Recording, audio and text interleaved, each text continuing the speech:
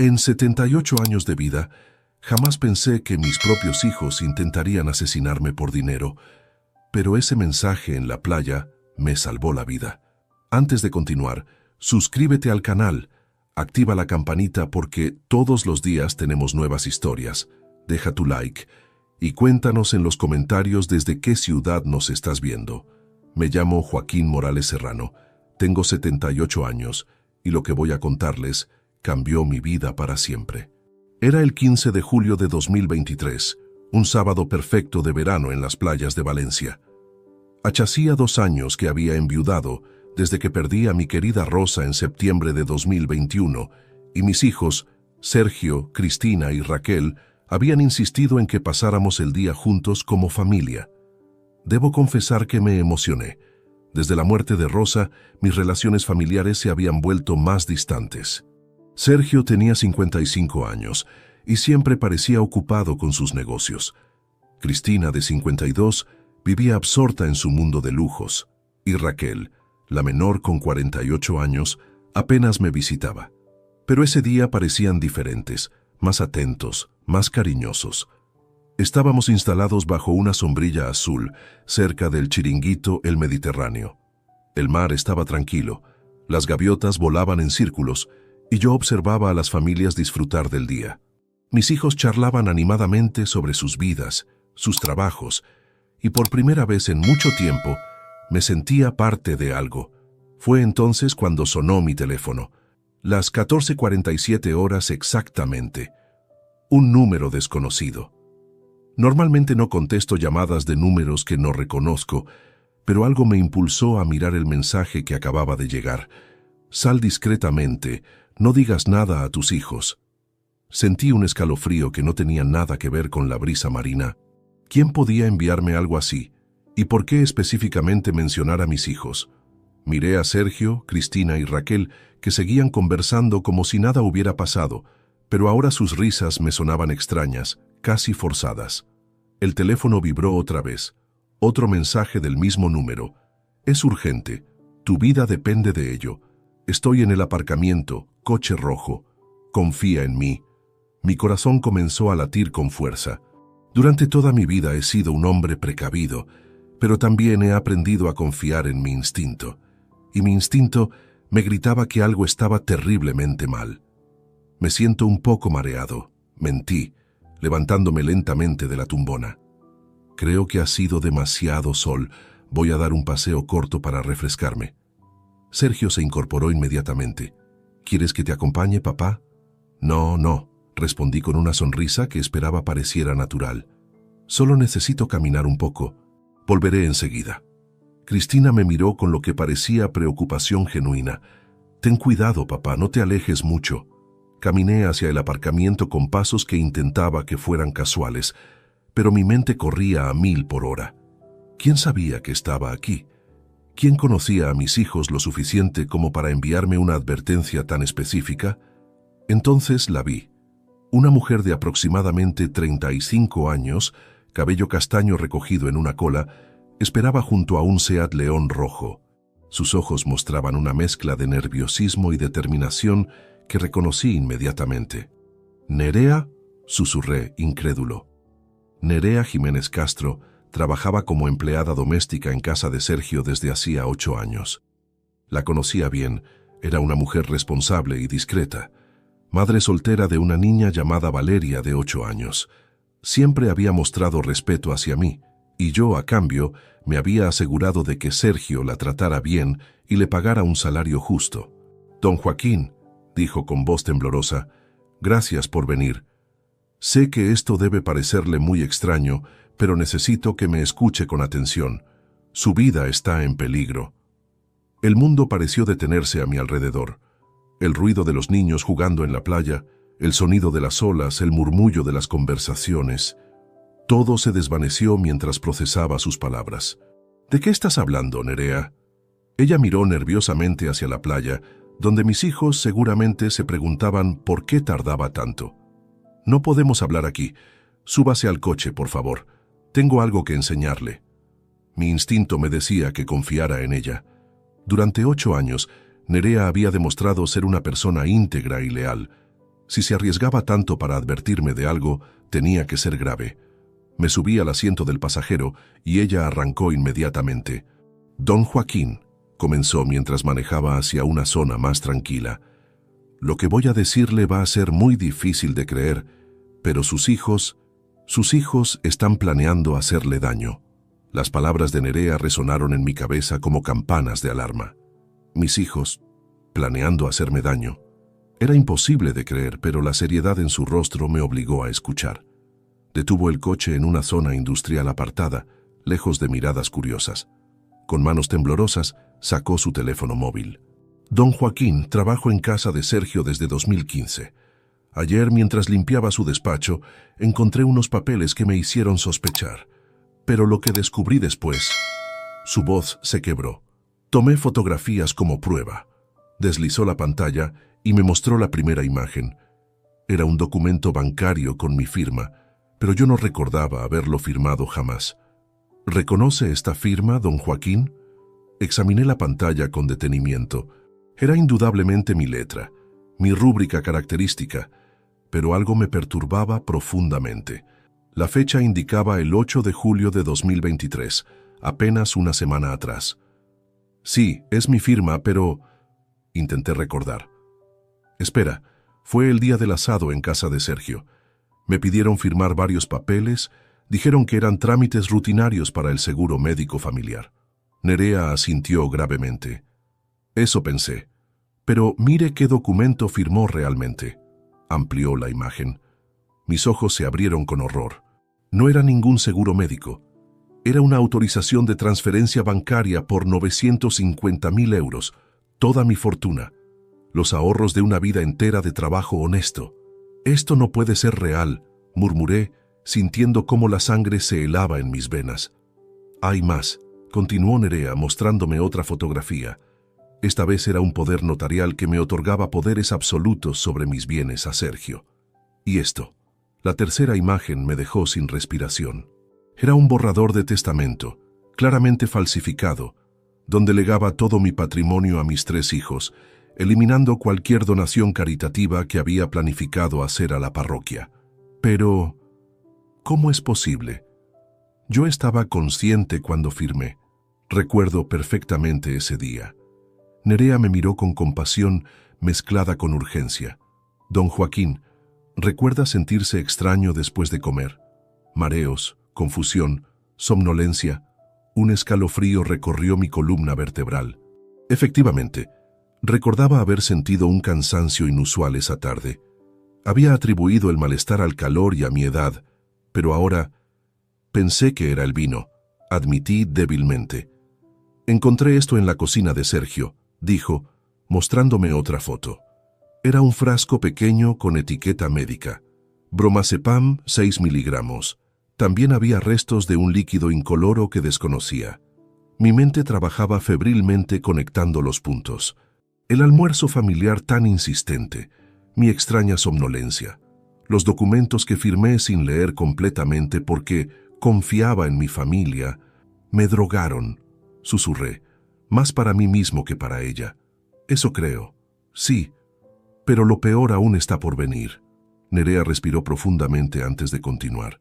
«Ayer por la noche, mientras recogía los platos después de cenar, escuché una conversación telefónica de Sergio. Hablaba con alguien sobre una deuda muy grande, don Joaquín. Mencionó la cantidad de 380.000 euros. La cifra me impactó como un puñetazo. Era una fortuna que ninguno de mis hijos podría reunir con sus ingresos regulares. Sergio parecía desesperado. Le decía a la persona al teléfono que el viejo problema se resolvería pronto, que tenía acceso a los fondos necesarios. Cuando mencionó su nombre, don Joaquín, supe que tenía que advertirle. «¿A quién le deben tanto dinero?» No estoy completamente segura, pero escuché mencionar nombres que me dieron miedo. Gente del barrio de Vallecas involucrada en préstamos ilegales. Sergio repitió varias veces el nombre Miguel el Navaja. Conocía esa reputación. Valencia tenía sus zonas peligrosas, y los usureros sin escrúpulos eran una realidad que prefería ignorar. Pero ahora esa realidad había alcanzado a mi propia familia. Pero si ya tienen acceso a mi dinero con esos documentos falsificados, ¿Por qué necesitan? Nerea me interrumpió con expresión grave. Porque hay un problema, don Joaquín. Los bancos están siendo más cautelosos con transferencias grandes de personas mayores. Necesitan que usted esté presente, consciente, y ratifique personalmente operaciones superiores a 100.000 euros. Entonces comprendí la magnitud del peligro. No bastaba con haberme drogado una vez para obtener mi firma. Necesitaban mantenerme bajo control, manipulable, quizás permanentemente incapacitado para tomar decisiones independientes. «Hay algo más que debes saber», añadió Nerea con voz apenas audible. «Esta mañana temprano, antes de que salieran hacia la playa, escuché a Cristina hablando por teléfono con alguien. Mencionó algo sobre un plan B en caso de que usted se volviera problemático». «¿Plan B?» No pude escuchar todo claramente, pero mencionó palabras como accidente, escaleras de casa y gerencia rápida. El horror de la situación me golpeó con fuerza total. Mis propios hijos, la sangre de mi sangre, no solo planeaban robarme. Estaban dispuestos a eliminarme si era necesario. Por eso le envié el mensaje, don Joaquín. Ayer por la noche llamé a la policía y les expliqué todo. Están investigando, pero necesitan más pruebas. Hoy temprano me dijeron que vendrían a registrar su casa esta tarde. ¿La policía está involucrada? Sí. El inspector Tomás Guerrero Sánchez está a cargo del caso. Él fue quien me sugirió advertirle discretamente cuando salieran juntos hoy. La policía ya está en camino hacia su domicilio para ejecutar una orden de registro. Mi mente trataba de procesar toda esta información abrumadora. En menos de una hora había pasado de disfrutar un día familiar en la playa a descubrir que mis hijos planeaban drogarme, robarme y posiblemente matarme. ¿Qué hacemos ahora, Nerea? Tenemos que ir directamente a comisaría. El inspector Guerrero quiere tomarle declaración y hacerle análisis de sangre para comprobar si aún quedan restos de las drogas que le administraron la semana pasada. Sentí una mezcla de gratitud y terror. Gratitud hacia esta mujer valiente que había arriesgado todo para salvarme, y terror por la traición inconcebible de mis propios hijos. Gracias, Nerea. No sé cómo pagarte lo que has hecho por mí. Ella me miró con determinación. Usted siempre me trató con respeto y dignidad, don Joaquín. Jamás podría permitir que le hicieran daño. Mientras nos dirigíamos hacia la comisaría, una pregunta me martillaba la mente. ¿Cómo había llegado mi familia a este punto de desesperación? Y sobre todo, ¿qué más estaba dispuesta a hacer para obtener mi dinero? El trayecto hacia la comisaría de Policía Nacional duró apenas 15 minutos, pero se sintió como una eternidad. Nerea conducía con nerviosismo evidente, revisando constantemente los espejos retrovisores, mientras yo intentaba asimilar la dimensión real de la conspiración contra mí. «Don Joaquín», dijo rompiendo el silencio tenso, «hay detalles adicionales que debe conocer antes de hablar con el inspector Guerrero. Lo que descubrí es mucho más complejo de lo que imaginé inicialmente». Aparcó en una calle lateral cerca de la comisaría y se giró hacia mí con expresión preocupada. Anoche, después de escuchar esa conversación telefónica de Sergio, decidí investigar más. Esperé hasta que todos durmieran y revisé su despacho minuciosamente. Encontré una carpeta oculta detrás de unos libros. Sacó nuevamente su teléfono y me mostró fotografías de documentos que me helaron la sangre. Eran facturas de compras extravagantes, un Mercedes-Benz último modelo por 95.000 euros a nombre de Sergio, joyas de lujo para Cristina por valor de 45.000 euros y un apartamento en la costa que Raquel había adquirido recientemente por 180.000 euros. Ninguno de sus hijos tiene ingresos suficientes para costear esto, explicó Nerea. Sergio gana aproximadamente 3.500 euros mensuales en su trabajo de consultoría, Cristina recibe unos 2.800 como administrativa y Raquel apenas 2.200 en su empleo de medio tiempo. Es imposible que pudieran permitirse semejante nivel de vida. La matemática era aplastante. Entre los tres no superaban los 9. 0 euros mensuales, cantidad insuficiente para mantener los lujos que evidentemente habían estado disfrutando. ¿Cómo financiaron todo esto entonces? Esa es la parte más aterradora, don Joaquín. Encontré contratos de préstamos privados firmados con prestamistas ilegales. Los términos son brutales. Intereses del 15% mensual, garantías personales que incluyen amenazas físicas y plazos de devolución imposibles de cumplir. Me mostró fotocopias de esos contratos. Los nombres de los acreedores me resultaban desconocidos, pero las cantidades eran astronómicas. Sergio debía 150.000 euros, Cristina 120.000 y Raquel 110.000. En total, 380.000 euros de deuda con personas que, según las cláusulas del contrato, no dudarían en usar métodos violentos para recuperar su dinero. Y este tal Miguel el Navaja, según lo que pude investigar discretamente, es el líder de una organización dedicada al préstamo usurario en los barrios marginales de Valencia y Madrid. Tiene antecedentes penales por extorsión, amenazas graves y lesiones. Sus métodos de cobranza son conocidos por su brutalidad. Un escalofrío recorrió mi espina dorsal. Mis hijos no solo habían caído en las garras de prestamistas sin escrúpulos, sino que habían elegido a uno de los más peligrosos de la región. ¿Cuándo vencían estos préstamos?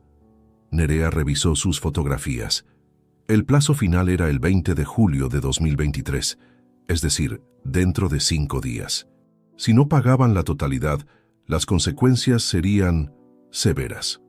Ahora entendía la desesperación que había motivado su plan. No tenían alternativa, o conseguían mi dinero inmediatamente, o enfrentarían represalias que podrían incluir violencia física, daño a sus propiedades o peor aún. Pero hay algo más perturbador que encontré, continuó Nerea con voz temblorosa. Una conversación registrada en el teléfono de Sergio que aparentemente olvidó borrar. Reprodujo un audio de mala calidad, pero suficientemente claro para comprender el diálogo. Era la voz de Sergio hablando con un hombre de acento madrileño. Miguel, necesito más tiempo. El viejo es más desconfiado de lo que pensábamos. No hay más tiempo, Sergio.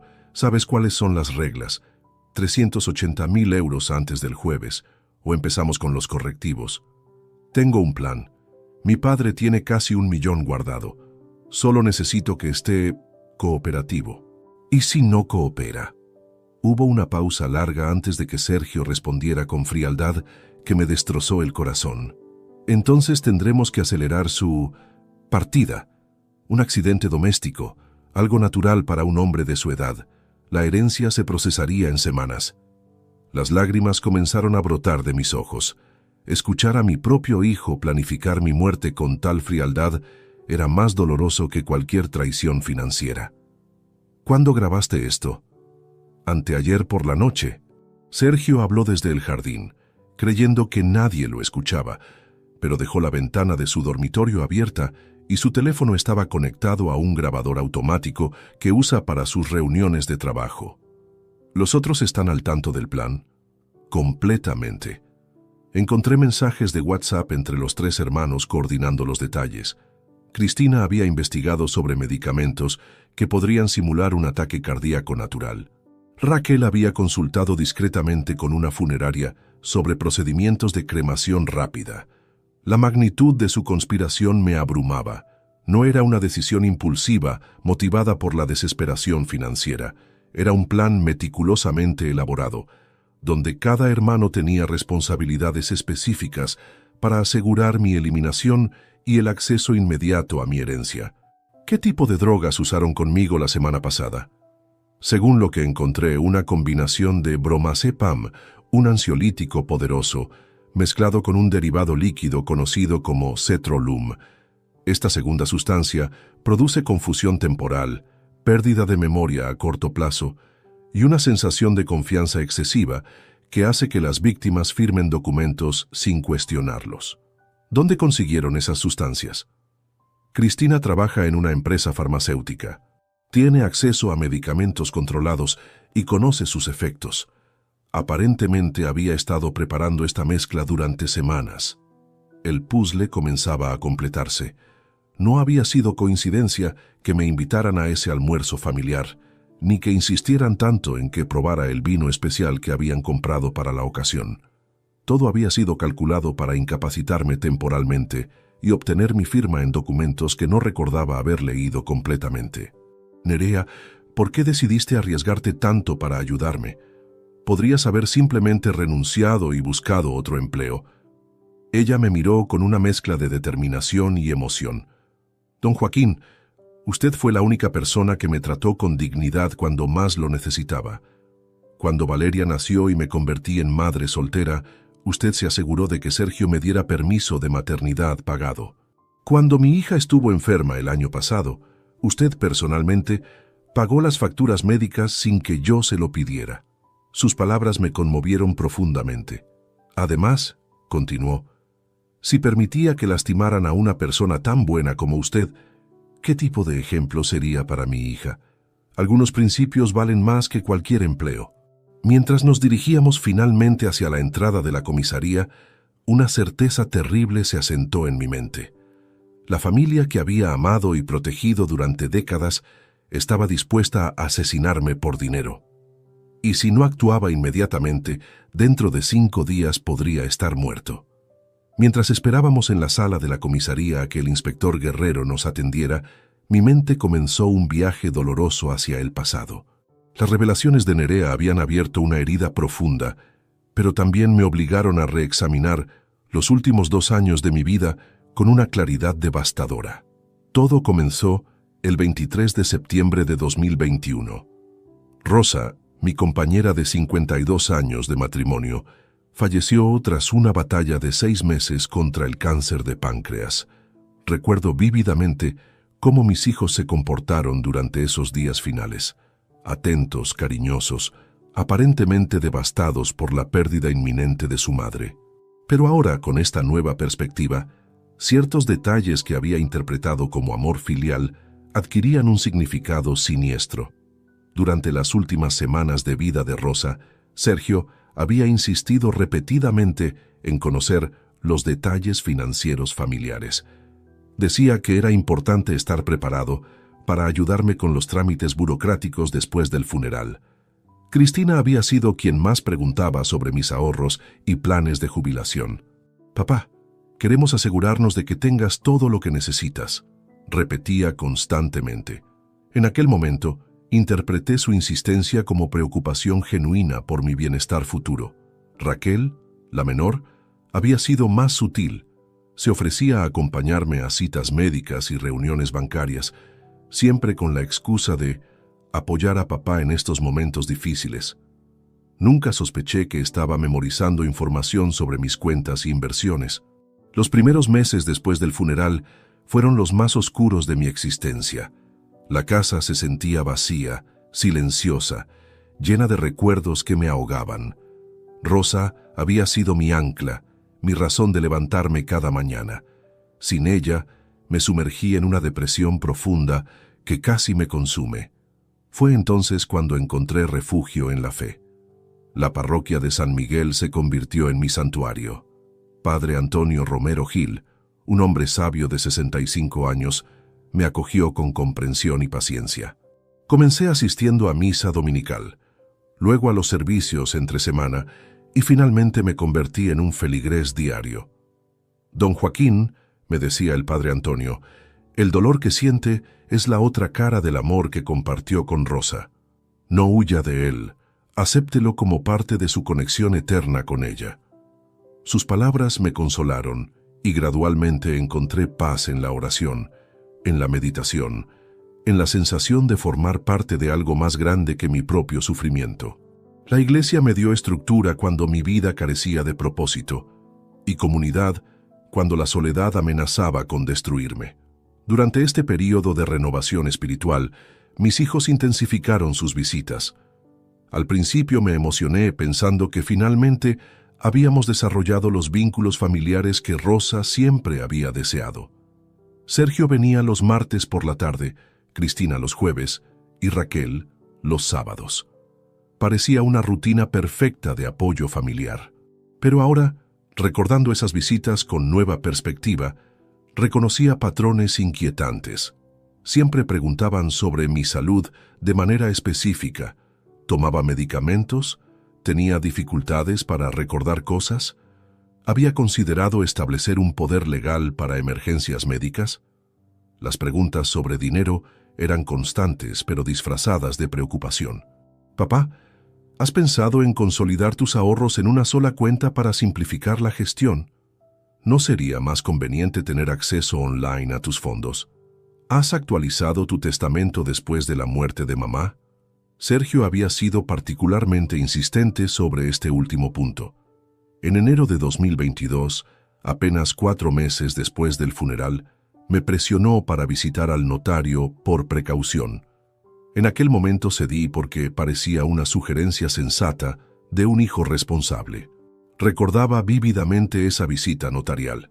Sergio me acompañó y permaneció presente durante toda la consulta. El notario, el señor García Valdés, había preparado varios documentos que, según Sergio, modernizarían mis disposiciones testamentarias y protegerían mi patrimonio. Firmé todo confiadamente, creyendo que estaba asegurando el futuro de mis hijos. Pero ahora me preguntaba qué documentos adicionales podrían haber incluido entre esos papeles. ¿Habría firmado poderes notariales sin darme cuenta? ¿Autorizaciones bancarias ocultas entre cláusulas testamentarias legítimas? Cristina había adoptado una estrategia diferente, pero igualmente efectiva. Se presentaba como la administradora familiar oficiosa, ofreciéndose a manejar mis facturas mensuales y trámites burocráticos. Papá, déjame ayudarte con estas cosas aburridas. Tú concéntrate en recuperarte emocionalmente. Gradualmente, ella había asumido control sobre varios aspectos de mi vida financiera diaria. Pagaba mis servicios públicos, manejaba correspondencia bancaria y se encargaba de renovar seguros y suscripciones. En retrospectiva, esto le había dado acceso completo a información sobre mis recursos económicos. Raquel había elegido la aproximación más sutil y manipulativa. Se enfocaba en mi estado emocional, presentándose como la hija comprensiva que mejor entendía mi dolor. Papá, sabes que puedes confiar en mí con cualquier preocupación. Los hermanos mayores a veces no entienden, pero yo siempre estaré aquí para ti. Sus visitas incluían largas conversaciones sobre Rosa, memorias compartidas y planes para honrar su legado.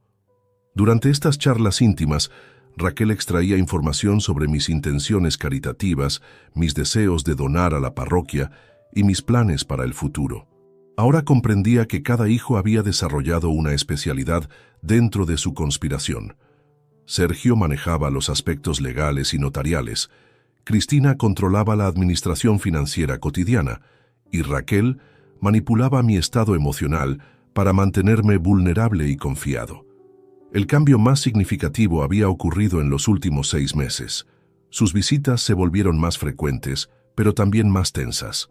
Notaba intercambios de miradas entre ellos, conversaciones que se interrumpían abruptamente cuando entraba en la habitación y un nivel de estrés que no sabía cómo interpretar.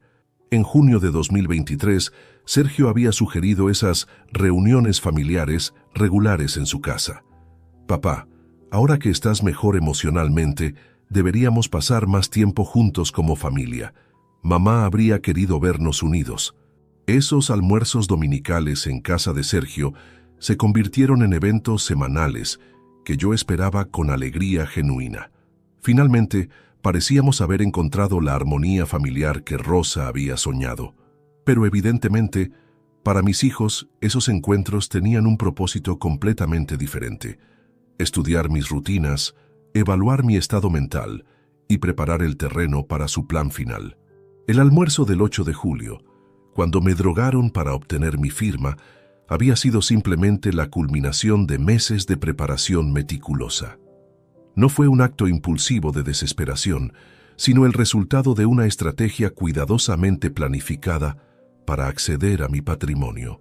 Mientras permanecía sentado en esa sala de espera, rodeado de carteles sobre seguridad ciudadana y prevención de delitos, una revelación amarga se asentó en mi conciencia. Durante 2 años había confundido manipulación calculada con amor filial. Mi vulnerabilidad emocional tras la muerte de Rosa los había convertido en depredadores, no en consoladores. La fe que tanto me había ayudado a sanar ahora enfrentaba su prueba más difícil. ¿Cómo reconciliar las enseñanzas cristianas sobre perdón y amor familiar con la realidad brutal de que mis propios hijos estaban dispuestos a asesinarme por dinero. Don Joaquín Morales Serrano, adelante por favor. La voz del inspector Tomás Guerrero Sánchez resonó en la sala de espera con autoridad profesional. Era un hombre de aproximadamente 50 años, altura media, complexión robusta y mirada penetrante que inspiraba confianza inmediata. Su uniforme impecable y modales serios me tranquilizaron en medio de la tormenta emocional que atravesaba. Buenos días, inspector. Esta es Nerea Jiménez Castro, quien me alertó sobre la situación. Dije mientras nos dirigíamos hacia su oficina. Señora Jiménez, su llamada de anoche fue muy oportuna. Hemos estado trabajando intensamente desde entonces para verificar la información que nos proporcionó, respondió el inspector mientras nos invitaba a sentarnos frente a su escritorio lleno de expedientes y documentos. La oficina era austera pero eficiente. Paredes blancas decoradas únicamente con certificados policiales, un mapa detallado de Valencia y fotografías oficiales del rey y autoridades autonómicas. 2 computadoras funcionaban simultáneamente, mostrando bases de datos que no alcanzaba a distinguir desde mi posición.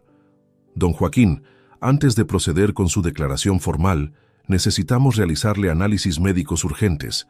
Nuestro equipo forense requiere muestras sanguíneas y capilares para detectar posibles residuos de sustancias que puedan haber sido administradas sin su consentimiento. ¿Aún es posible detectar algo después de una semana?, pregunté con inquietud. Dependiendo de las sustancias utilizadas, sí. El bromazepam puede permanecer detectable en sangre durante 3-7 días y ciertos metabolitos persisten en cabello hasta 3 meses. Si realmente le suministraron la combinación que describe la señora Jiménez, encontraremos evidencia. Un técnico forense ingresó portando un maletín médico profesional. El procedimiento fue rápido pero minucioso. Extracción sanguínea, muestras capilares y un examen físico básico para evaluar mi estado general de salud. Durante el proceso, el inspector continuó explicándome los pasos legales que seguirían. Basándonos en las pruebas fotográficas que nos proporcionó la señora Jiménez, obtuvimos una orden judicial para intervenir las comunicaciones de sus hijos y registrar sus domicilios. El operativo comenzó hace 2 horas. ¿Ya están en mi casa? Efectivamente. Un equipo especializado está ejecutando registros simultáneos en las residencias de Sergio, Cristina y Raquel. También hemos solicitado al Banco Santander congelamiento preventivo de todas sus cuentas para evitar transferencias no autorizadas mientras se desarrolla la investigación. La eficiencia policial me sorprendió gratamente. En menos de 24 horas desde la llamada de Nerea, habían organizado una operación compleja que protegía mis intereses y buscaba evidencia adicional contra mis hijos. Inspector, ¿qué sucederá cuando mis hijos regresen de la playa y descubran el registro? Hemos coordinado la operación para que coincida con su ausencia. Nuestros agentes tienen órdenes de completar el registro antes de que retornen. Sin embargo, necesitamos su cooperación para una fase crucial del plan. Guerrero se inclinó hacia adelante, adoptando una postura más confidencial. Don Joaquín, queremos organizar una operación controlada que nos permita obtener confesiones directas de sus hijos. Las pruebas documentales son sólidas, pero testimonios grabados fortalecerían considerablemente el caso judicial. ¿Qué tipo de operación? Necesitaríamos que regrese a casa de Sergio esta noche, aparentando normalidad, pero portando dispositivos de grabación ocultos. Si conseguimos que admitan verbalmente el plan, tendremos evidencia irrefutable de conspiración para cometer fraude y posiblemente homicidio premeditado. La propuesta me aterrorizó. Regresar voluntariamente al lugar donde mis propios hijos habían planeado drogarme nuevamente, sabiendo que estaban desesperados y que el plazo de sus deudas vencía en días, parecía extremadamente peligroso. No hay alternativas menos arriesgadas. Comprendo su preocupación, pero consideremos la situación legal actual, explicó el inspector consultando sus notas. Tenemos evidencia documental de falsificación, fotografías de sustancias controladas y grabaciones telefónicas comprometedoras. Sin embargo, Un abogado competente podría argumentar que usted firmó esos documentos conscientemente, que las medicinas son de uso médico legítimo y que las conversaciones grabadas son interpretables de múltiples maneras.